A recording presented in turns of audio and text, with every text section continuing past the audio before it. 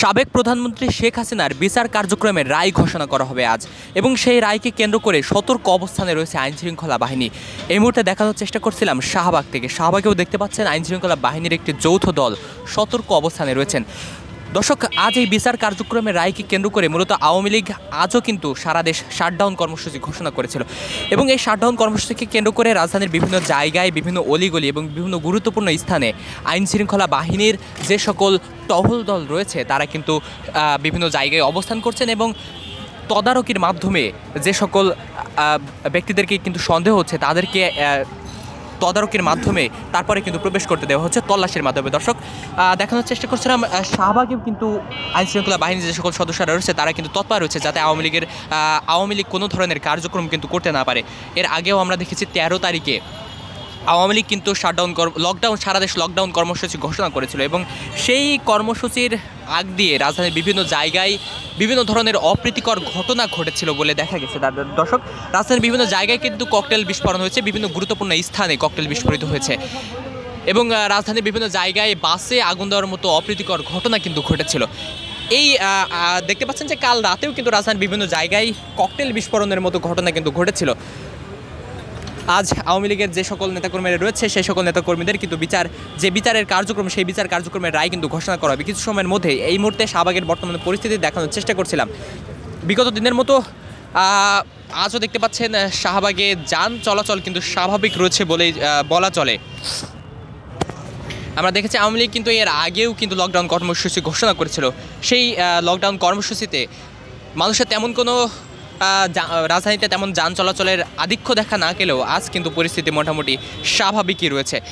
দর্শক, এবং রাজধানীর বিভিন্ন জায়গায় আইনশৃঙ্খলা বাহিনী সতর্ক অবস্থানে রয়েছে। দেখতে পাচ্ছেন যে এখানেও আইনশৃঙ্খলা বাহিনীর একটি টহল দল কিন্তু টহল দিচ্ছে যাতে কোনো ধরনের অপ্রীতিকর ঘটনা কিন্তু না ঘটে। দর্শক, আমরা এর আগে দেখেছি রাজধানীর বিভিন্ন জায়গায় ছাত্র জনতা কিন্তু অবস্থান নিয়েছে। গত 13 তারিখেও বিভিন্ন জায়গায় কিন্তু ছাত্র জনতা অবস্থান নিয়েছিল, এবং আওয়ামী লীগের কেন্দ্রীয় কার্যালয়ের সামনে কিন্তু ছাত্র জনতা অবস্থান নিয়েছিল যাতে কোনো ধরনের কোনো অপ্রীতিকর ঘটনা না ঘটে, এবং নিষিদ্ধ ঘোষিত সংগঠন আওয়ামী লীগের যে সকল নেতাকর্মীরা রয়েছে তারা কোনো ধরনের কার্যক্রম কিন্তু করতে না পারে। দর্শক, দেখাচ্ছিলাম যে রাজধানীর বিভিন্ন জায়গায় কিন্তু আইনশৃঙ্খলা বাহিনী সতর্ক অবস্থানে রয়েছে, এবং যে সকল ব্যক্তিদেরকে সন্দেহ হচ্ছে তাদেরকে তল্লাশির মাধ্যমে কিন্তু ঢাকায় প্রবেশ করতে দেওয়া হচ্ছে।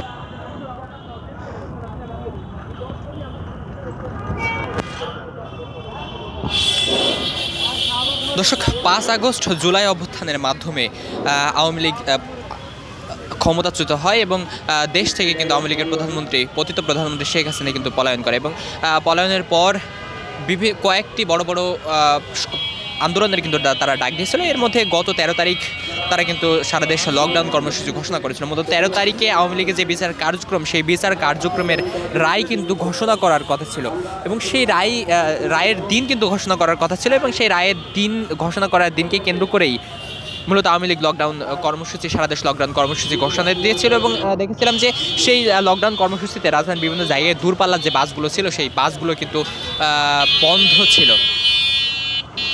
এবং আজ আমরা দেখেছি আজ তেমন যে বাসগুলো রয়েছে সেই বাসগুলো কিন্তু বন্ধ হয়নি, এবং গতকাল কিন্তু যে বাস চালক সমিতিরা রয়েছে সেই বাস চালক সমিতি কিন্তু সিদ্ধান্ত নিয়েছিল যে আজ কিন্তু তারা বাস বন্ধ রাখবেন না, বরং তারা এই শাটডাউন কর্মসূচি প্রত্যাখ্যান করেছে, এবং তারা কিন্তু যান চলাচল স্বাভাবিক রাখবে বলেই ধারণা করা যাচ্ছে। দর্শক, দেখতে পাচ্ছেন যে আওয়ামী লীগের এই বিচার কার্যক্রমকে কেন্দ্র করে রাজধানীর বিভিন্ন জায়গায় সতর্ক অবস্থানে রয়েছে আইনশৃঙ্খলা বাহিনী। দর্শক, বিগত কয়েকদিনের রাজধানীর বিভিন্ন জায়গা জুড়ে ককটেল বিস্ফোরণ এবং বাসে আগুন দেওয়ার মতো অপ্রীতিকর ঘটনায় তেমন হতাহতের কিন্তু ঘটনা ঘটেনি, তারপরেও জনমনে একটি ভীতির সৃষ্টি হয়েছে।